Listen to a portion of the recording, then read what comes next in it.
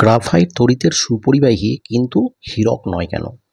এখন প্রথমেই যেটা কোশ্চেন আসে যে এখানে গ্রাফাইটের সঙ্গে কেন হীরকের কম্প্যারিজন বা তাদের মধ্যে তুলনাটা হচ্ছে?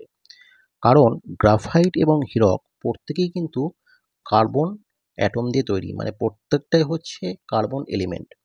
এখন কার্বনের এটি একটা রূপভেদ গ্রাফাইট, এবং হীরকও হচ্ছে কার্বনের একটা রূপভেদ। এটা হচ্ছে, এবং উভয়ই হচ্ছে নিয়তকার রূপভেদ।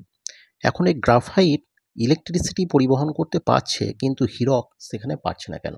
সেই ব্যাপারটা আজকে আমরা দেখব। তো প্রথমেই আমরা যদি গ্রাফাইটের স্ট্রাকচার দেখি এবং হীরকের স্ট্রাকচার দেখি, তাহলে কিন্তু আমাদের আসল ব্যাপারটা আমাদের কিন্তু এখানে খোলসা হয়ে যাবে। দেখো, গ্রাফাইটের যদি আমরা স্ট্রাকচার দেখি, গ্রাফাইটে কি হয়, একটা কার্বন অ্যাটম রয়েছে, এবং আমরা কি জানি কার্বনের চারদিকে কতগুলো ইলেকট্রন ঘুরছে?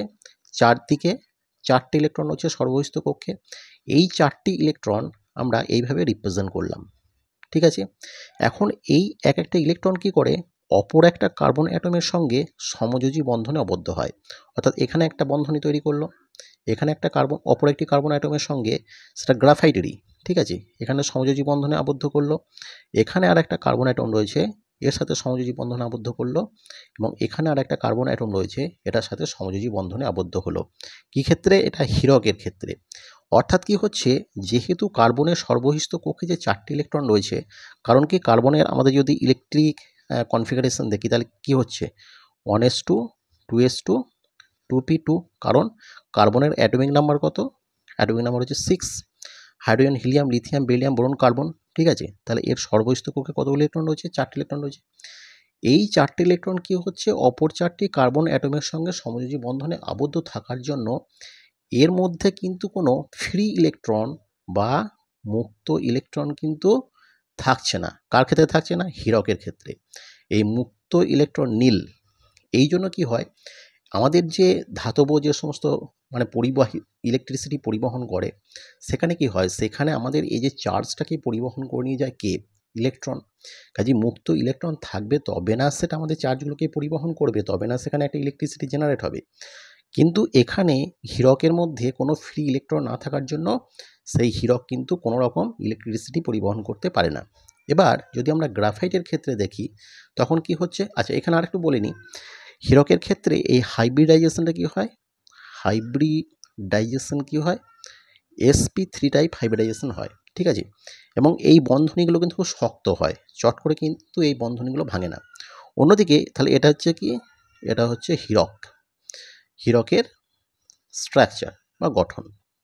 এখন যদি আমরা গ্রাফাইটের দেখি, তাহলে কি হচ্ছে, গ্রাফাইটের ক্ষেত্রে কি হয়, গ্রাফাইটের ক্ষেত্রেও একটা কার্বন যে অ্যাটমটা রয়েছে, তার সর্বহিত কক্ষে কতগুলো ইলেকট্রন থাকবে? চারটে থাকবে। তাহলে আমি চারটে এরকম ইলেকট্রন দিলাম। এখন গ্রাফাইটের ক্ষেত্রে কি হয়, তিনটে ইলেকট্রন শুধুমাত্র সমযোজী বন্ধনে আবদ্ধ হয়, এবং একটা ইলেকট্রন মুক্তভাবে অবস্থান করে।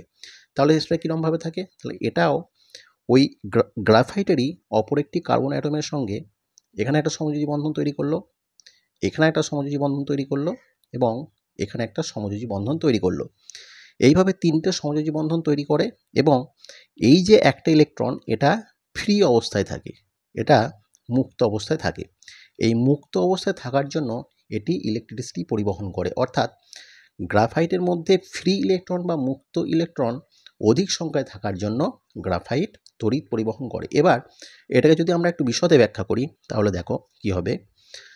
গ্রাফাইটের যে স্ট্রাকচারটা হয়, সেটা হয় কি, সেটা হয় একটা এই সমতলীয় ষড়ভুজের মতো, ঠিক আছে, এরকম।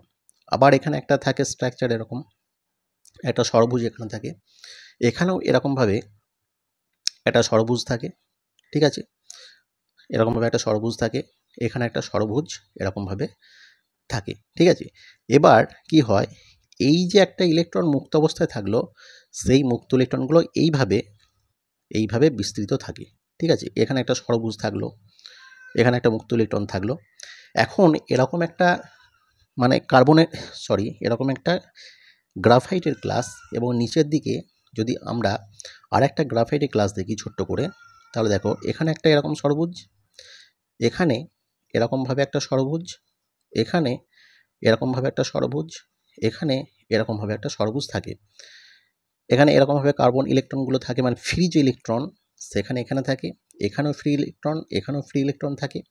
এখন এই যে ক্যালাসগুলো এইগুলো সমান্তরালভাবে থাকে, ঠিক আছে। মানে এই গ্রাফাইটের এরকম একটা স্ট্রাকচার, মানে এটা সমতলীয় এই ষড়ভুজ, এটা এবং এখানে একটা সমতলীয় ষড়ভুজ, এইভাবে দুটো পরস্পর সমান্তরালভাবে থাকে। এবং এখানে এই যে ফ্রি ইলেকট্রনগুলো রয়েছে, এখানে একটা ফ্রি ইলেকট্রন, এখানে একটা ফ্রি, এখানে একটা ফ্রি, এখানে একটা ফ্রি, এবং এর ক্ষেত্রেও এই যে ফ্রি ইলেকট্রনগুলো রয়েছে, আমি শুধুমাত্র দুটো দেখালাম, এর ক্ষেত্রে কিন্তু বিরাট বড় একটা স্ট্রাকচার কিন্তু তৈরি হয়। তখন কি হয়, এইগুলোর মধ্যে একটা হাইড্রোজেন বন্ধনী তৈরি হয়। এখানে একটা এইচ বন্ড, এখানে একটা এইচ বন্ড, একই রকমভাবে আমি একটু যদি বাড়িয়ে নিই, এইগুলোর মধ্যে একটা হাইড্রোজেন বন্ধনী এবং এইগুলোর মধ্যে হাইড্রোজেন বন্ড তৈরি হয়। এবার কি হয়, যখন এইগুলো হাইড্রোজেন বন্ধনী অবস্থায় থাকে তখন কিন্তু কোনো রকম মুক্ত ইলেকট্রন এখানে চলাচল করতে পারে না।